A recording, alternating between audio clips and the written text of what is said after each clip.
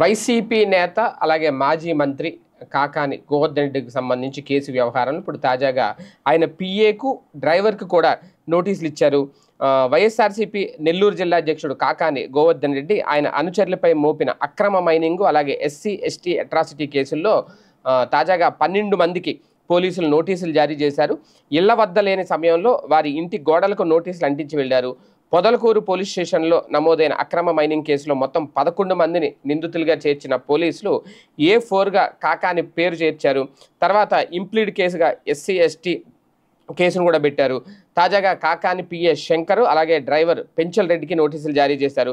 వీరితో పాటు నెల్లూరు రూరల్ మండలానికి చెందిన సుప్రజ, వాకాటి శ్రీనివాసులరెడ్డి, వాకాటి శివారెడ్డి, తిరువూరు మాజీ సర్పంచ్ బచ్చెల సురేష్ కుమార్ రెడ్డి కొంతమంది కూడా ఇప్పుడు నెల్లూరు రూరల్ డిఎస్పీ నోటీసులు జారీ చేశారట.